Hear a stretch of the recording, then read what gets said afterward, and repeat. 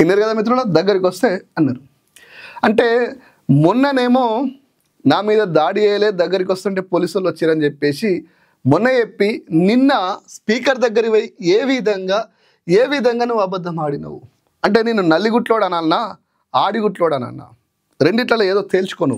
నేను ఓపెన్గా చెప్తున్నా, ఓపెన్గా సంజయ్ని అడుగుతున్నా, సంజయ్ నీకు దమ్ము ఉంటే, నీకు ధైర్యం ఉంటే నిజంగా ఇక నేను ఇంతకన్నా ఎక్కువ అంటే బాగుండదేమో, నీ నియోజకవర్గ ప్రజలు కేసీఆర్ బొమ్మను వేసుకొని నువ్వు తిరిగితే నీకు ఓట్లేసిరు, వాళ్ళ ఓటుని కాదని, వాళ్ళ నమ్మకాన్ని కాదని, 70-80 వేల మంది నమ్మకాన్ని కాదని వాళ్ళను వంచించి నువ్వు కాంగ్రెస్ పార్టీలో జాయిన్ అయినావు కదా, దానికి సమాధానం చెప్పమంటే, నువ్వు ఏ పార్టీలో గెలిచినావో చెప్పమంటే ఎందుకు ఈ ఆడిగుట్లేశాలు ఇస్తున్నావు? మొగోని లెక్క చెప్పాలి కదా, మొగోనివైతే రాజీనామా చేసి రోడ్డు మీదకి రావాలి కదా. నేను కేసీఆర్ బొమ్మ వేసుకొని గెలిచిన, బీఆర్ఎస్ పార్టీ బీఫామ్ ఇస్తే గెలిచిన, నేను ఇప్పుడు కాంగ్రెస్ పార్టీ పోతున్నా అని మొగోనివైతే రాజీనామా చేసి ఎలక్షన్లో పోవాలి కదా. ఈ ఆడిగుట్ల వేషాలు ఎందుకు, ఈ నలిగుట్ల వేషాలు ఎందుకు? నువ్వు మొగోనివైతే రాజీనామా చేయి ఫస్ట్. బీఆర్ఎస్ పార్టీ మీద గెలిచి, కేసీఆర్ బొమ్మ వేసుకొని గెలిచి ఎందుకు పార్టీ మాన్యావు? నువ్వు ఏ పార్టీలో ఉన్నావు అంటే చెప్పలేక నల్లికుట్ల ఆడిగుట్ల వేషాలు వేసి,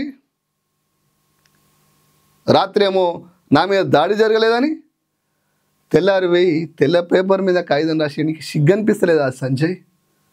సిగ్గు అనిపిస్తలేదా నీకు? కనీసం సిగ్గు అనిపిస్తలేదా? ఈ నియోజకవర్గ ప్రజలు నిన్ను తూ అని వస్తారన్న సంగతి అన్న తెలుస్తలేదా నీకు?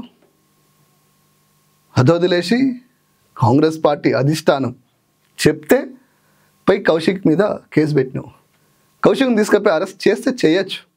నిజంగా అట్లా అరెస్ట్ చేయాలంటే నీకు చెప్పినటువంటి రేవంత్ రెడ్డి ఆడోళ్ళ మీద కదా ఎగిరింది. ఇట్లా మాజీ మంత్రిగా ఉన్నటువంటి ఆమెను పట్టుకొని నువ్వేం మాట్లాడినావు అన్నాడు. నీ గురువు ఏం మాట్లాడాడు? నీ రేవంత్ రెడ్డి ఏం మాట్లాడిండు? దీన్ని ఏమంటావు మరి? దీన్నే కాదు ఇంకా చాలా చూపిస్తా. ఇగో కౌశిక్ రెడ్డిని కారణం చేయాలనే ప్రతివత ముచ్చట్లు చెప్పేవాళ్ళు నాడు జూపల్లి మంత్రిగా ఉన్నప్పుడు నీళ్ళ కోసం మాట్లాడుతున్నప్పుడు రేవంత్ రెడ్డి చిల్లర చేష్టలు మైక్ గుంజుకున్నాడా? రౌడీజం చేసినా?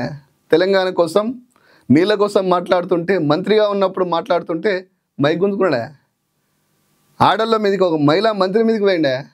మరి రేవంత్ రెడ్డిని ఏం చేయాలి? అయినా కాంగ్రెస్ పార్టీలో జాయిన్ అయినాక రేవంత్ రెడ్డి లెక్క తయారు కాకపోతే ఇంకెట్లా తయారవుతావు?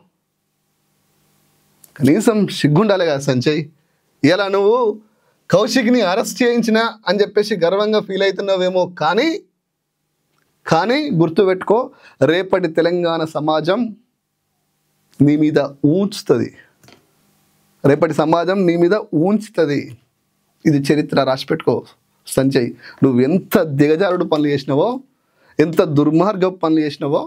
నీ మీద ఓడిపోయిన వాడికి కూడా ఎప్పటికి ఇంత చిల్లరగా వేయలే కాంగ్రెస్ పార్టీ జీవనన్న. చాలా విలువలతో బిహేవ్ చేసాను.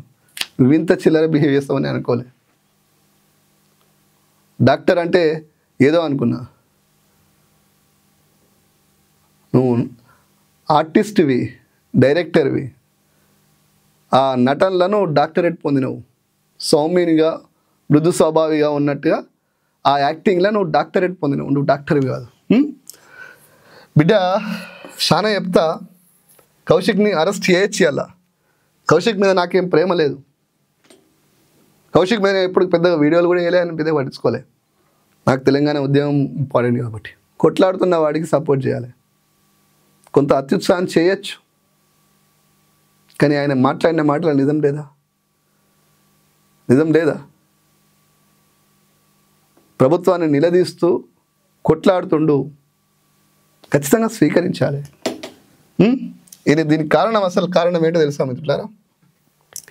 కౌశిక్ను రెచ్చగొట్టింది సంజయ్. బీఆర్ఎస్ వాళ్ళు బట్టలు విప్పిస్తానన్నాడట సంజయ్.